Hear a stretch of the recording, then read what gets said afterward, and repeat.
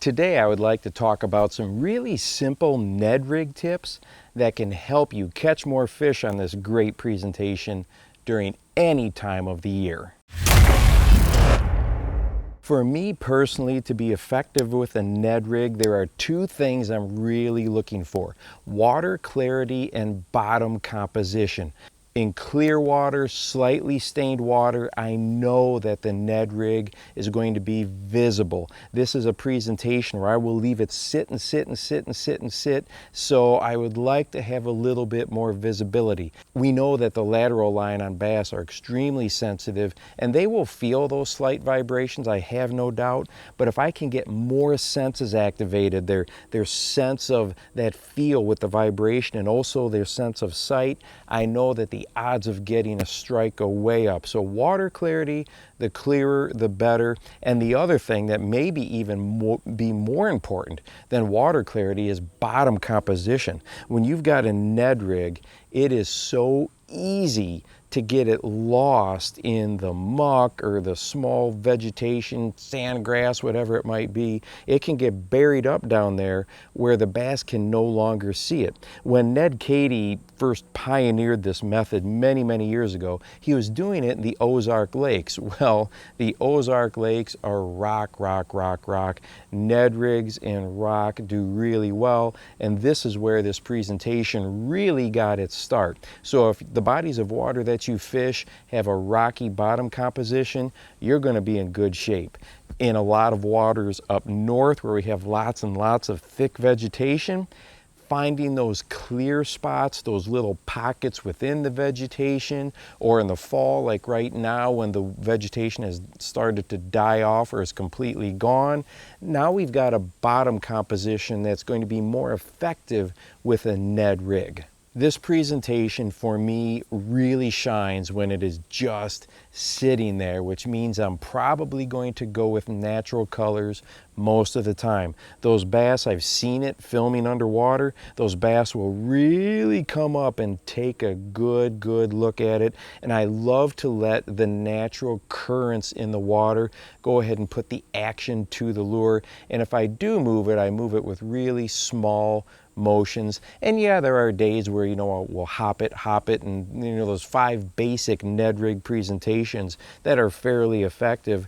But when the bite is really tough, and that's what we're kind of focused on here, when that bite is tough, just letting the Ned Rig sit there is so effective. So the more natural it looks, the better off that we're going to be. Another tip that can help out with the Ned Rig is on that hook set, make sure that you just reel down to it. I see a lot of people really pour the coals to it like we were using a flipping jig. And often with the Ned Rig, that's going to mean a missed fish. And I've actually seen the hooks break, the shank of these hooks break. They're such light wire hooks.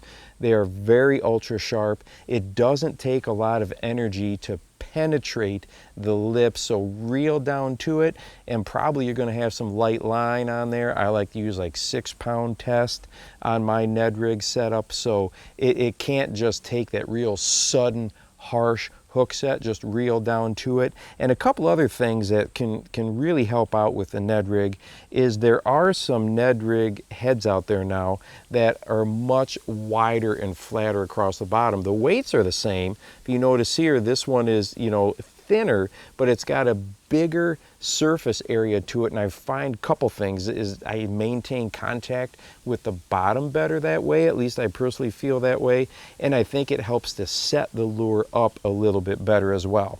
Now, that's something that is often overlooked or maybe misunderstood, is we assume that Ned Rigs are always standing up when they're on the bottom. Well, it depends on a couple of factors. One, the length of the lure, and 2, the plastic that it's made out of. If you're using a Lastech, yes, that Ned Rig is going to be standing up off the bottom. I find that is so very effective. If you're not using a Lastech, depending on what that jig head is sitting on, it could go ahead and slough over. Now, I still catch a ton of fish on your regular Ned Rig plastics, but the Lastech, if you're looking for that stand-up presentation, that's definitely something to keep in mind. Also on my Ned Rig setups on my spinning reel, I love to use high vis braid. I've got bright yellow on mine. The bites oftentimes are so light that I will pick them up by that line moving or twitching or a slight little snap in the line. So I think if you use a high vis braid and then go to a leader, like I said, that 6-pound fluorocarbon leader, I think you're going to put more fish in the boat because you're going to physically or visibly see some of those strikes that are hard to detect just by feel, especially if you have a little bit of wind or chop on the water. That high vis braid can really help you detect more bites. And the other thing is, make sure on your rod you've got one that has some soft tip to it. That's not only going to help with the hook sets, but you can actually see that tip move just a little bit. And so some of those real subtle bites that you may not feel, now you've got two ways to visually see what is going on. If you'd like to watch a video on using light line, those ultra light line, 6-pound test, 8-pound test, go ahead and check this one out right here. And hey, don't forget to go out and encourage someone today. You never know how you might just change their life.